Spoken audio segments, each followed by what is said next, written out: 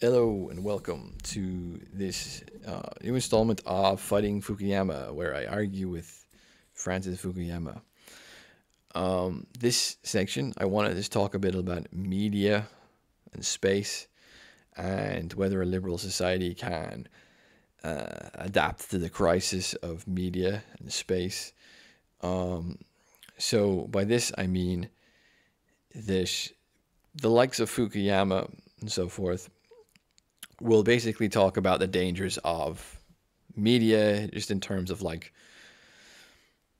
misinformation or disinformation. Is Elon Musk going to allow too much disinformation on Twitter? Well, this isn't really the problem. The problem is much more complex than that. The big threat actually to liberal societies from populism comes from basically a destruction of space. And when I say space, I don't just mean geographic space. It's the connection between geographic and mental space. So Sloterdijk has this great understanding actually of the connection here. And I'll put a link in the description to the video that I'm referring to. But he says that the advances in communication technologies, like think about it in a very obvious way. If you get a text and you don't reply to it soon enough, you kind of feel this pressure of like communication. You should be replying. If you say something politically incorrect to your friend, well, you're just saying it to one person. They might get annoyed, but whatever. If you say it on social media, who knows? The whole town could be angry with you. Your whole workplace could be angry with you. All your friends could be angry with you. There's this sort of intensification of communication, which the internet has brought with it, and it's intensified. Sorry, actually, intensified. It's broken down our feeling of space and distance. So Sloterdijk will argue that mental distance, the geographic distance is also mental distance in a pre-internet age, especially when the rates of immigration were much slower and smaller. Geographic distance offered as like a buffering distance, which gave people the ability to be more liberal. You could be very liberal because you felt like you had a lot of distance from other people. But in a internet era where suddenly that distance is being collapsed, it's much harder to be liberal. You feel much more pressured by people. And this changes I think the general character of the society away from being a very open and tolerant one to being more intolerant and more less open. And I'm not using those terms in a moral sense. I'm not trying to say one is good and one is bad. I'm just trying to point out the change in the character is somewhat inevitable. And I think, so recently here in Ireland, there was a incident to do with a immigrant who stabbed some people, actually some children, and some people, including some children. Now, no one died, luckily enough, but it was a horrific incident, and obviously this caused a big backlash because there were some other somewhat similar incidences over the past year, and it led to some rioting and a big release of those tensions. Now, if you're a liberal, you could say, yeah, but look, shit happens basically. In any sort of society, you get some crazy motherfuckers and shit happens. Well, okay, true, but I'm more concerned actually of the way the politicians responded to this incident than I am with the incident itself, because you are right, like shit does unfortunately can happen. People can just snap and go crazy. But so basically what I mean by this is, when people were getting very mad and there was some rioting and there was demands for less intense levels of immigration into Ireland, the politicians didn't address the situation for what it was. And what I mean by that is that they didn't see that they're overseeing a society that's basically, just like all other modern societies, lost its distance and space through communication technology and through very rapid increases in the levels of immigration and very rapid increases in the amount of people in the country. I don't know the exact figures, but I think the population here went up by 2% or something like that. It's like 2% in like 1 year, which in American terms would be something, I don't know, like 10 million people or something ridiculous like that. So more than that even. I'm not even sure what the numbers are. But anyway, so you have this situation which is essentially caused by a collapse in space, a collapse in social space, from immigration, and also from the excessive use of communication technology. And rather than, and also, sorry, on top of that, the enforcement of rules here is extremely important. If you're in a situation where there's been a collapse in space, to be very consistent and honest with the enforcement of rules is much, much more important than it is before, in an era before that. So let's say, like, 90s Ireland, where the population was significantly lower, there was much less immigration, and people weren't communicating constantly on these technologies. Basically a society which had more space, more social and psychological space. In this society, you can be more lenient with the rules, because things are less tense. Rules are important not just for stopping people doing bad things. They're important for creating. They're active. They're not just like, oh, you've done a bad thing, so we're going to punish you with using the rules. We're going to punish you. They're there to create space. They're there to create boundaries between people. If you already have a kind of sense of claustrophobia and overcrowding, it's very important that you enforce the rules, because if you have that and then you don't enforce the rules and you're very lenient with certain people, which happens a lot now in Western societies, if immigrants break the rules, do something illegal, there is a tendency just to kind of virtue signal. The authorities sort of virtue signal their tolerance, and they don't enforce the rules consistently as they would with locals and so on. This accelerates that feeling of claustrophobia tenfold, and then you have an explosion, and that's exactly what happened. So rather than addressing the situation and saying there's a lack of space, there's a lack of distance, let's create space and distance, which would mean things like enforce the rules honestly and objectively,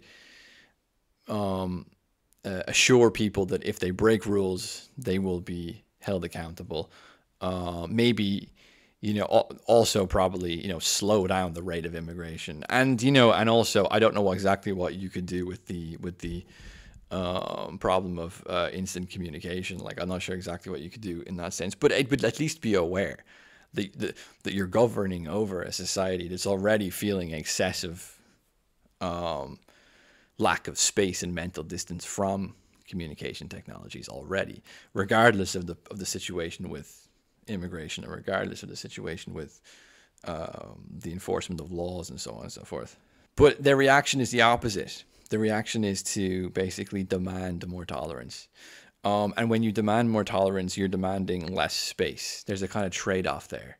So being tolerant and open is basically asking people to be less defensive, to have less boundaries, and to be less concerned over like the enforcement of the rules, be more lenient and so on.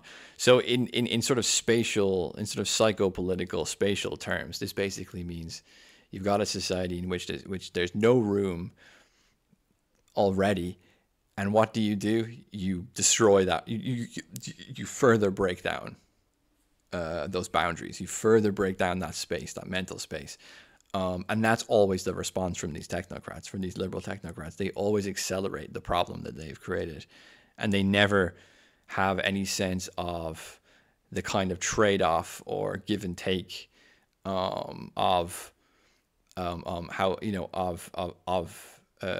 liberal ideals and the sort of excessive mental and social tension which those ideals cause. They never address the situation as if there is a tension between these two things, and you have to sort of be aware of this tension and be careful and cautious in trying to get a balance between those two things. I'm speaking from like if you were a liberal, like if you were trying to make the liberal system and society work now. That's not what they do. They just accelerate the problem, and they treat tolerance as if it's this abstract moral claim. They treat the insistence on tolerance as if it's a rational choice, and not something which is conditional on various factors, economics for one. But more importantly for this conversation, the kind of mental space which a society enjoys, which allows them to be more liberal. They think that being tolerant is just what civilized people do, and if you're uncivilized, you're a barbarian, you're intolerant, you should be punished, and so on. So just punish people for being intolerant without fixing the conditions which are necessary for that tolerance to exist to begin with. Now, this isn't rocket science. Like, this may be somewhat nuanced theory, but this isn't rocket science. Like, I certainly don't think that I certainly find I struggle to understand how even the likes of Fukuyama, who's a smart guy, cannot conceive of this problem, or any sort of liberal thinker. These super well-educated people from like Harvard or whatever, these Oxford, Harvard, these super well-educated, intelligent men and women who just can't conceive of this situation as it is. And I think that other than just liberal ideology, because you could argue, you can still have liberal ideology, but you have to sort of address the excessive levels of claustrophobia, whether that be immigration, communication technology, and so forth. These excessive demands towards tolerance in situations where that demand is sort of inappropriate, and so on. It seems to me increasingly that like any liberal society cannot even get to this point, because they think in terms purely of economic figures, numbers, demographic numbers. When there's social problems, and people are expressing their intolerance and hatred and so forth, you have to just censor them, right?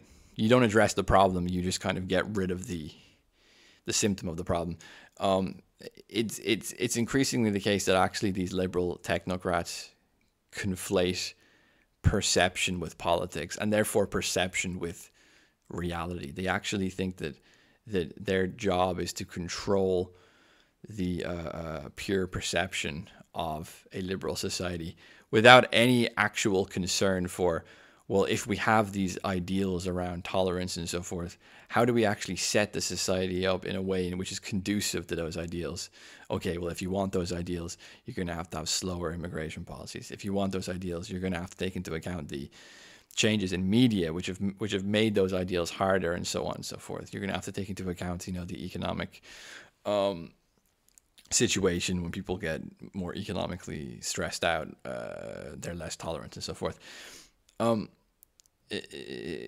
These liberal technocrats actually cannot address the reality of the societies which they're governing over. They can only address the perception of those societies. So censor these people and so forth, censor them, come up with laws in which we can punish people for saying things, and so on and so forth. And again, all this does is actually get rid of that space.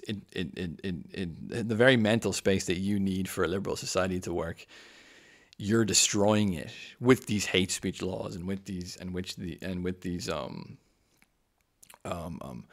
kind of punitive mechanisms of reward and punishment over people that are acting and speaking intolerantly and so forth.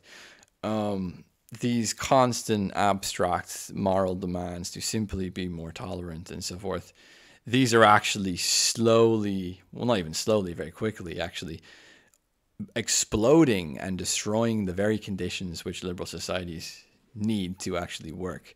So, in a sense, it's like, do we need, like, if you're not a liberal and you want some other society, this is like a very strange era where you don't even need to be a revolutionary. You just need to sit back and watch, because these people are destroying their own. These people are absolutely destroying their own, the very world and the very conditions which they need to meet their own ideals, to meet their own liberal ideals. They're actually blowing this up. So you don't even need to do anything if you want to be revolutionary today. You just sit back and watch. Like, and this is probably one of the most actually radical videos in this Fighting Fukuyama series, because like, I don't even necessarily feel like I'm arguing here with Fukuyama. Or any liberal. I feel like I'm just observing what they're doing. I'm just pointing out what they're doing, and I'm like, you're just digging your own grave. You're just digging your own grave. You're just defeating your own ideals. You're defeating your own values, because you won't address those values within the framework of anything else other than kind of technocratic, economistic thinking, the indefinite creation of new laws, which are supposedly there to protect people from expressions of intolerance and so on. Basically, nothing which really addresses the society they're actually in. So that's another big win for me over Fukuyama, in my opinion. Thank you.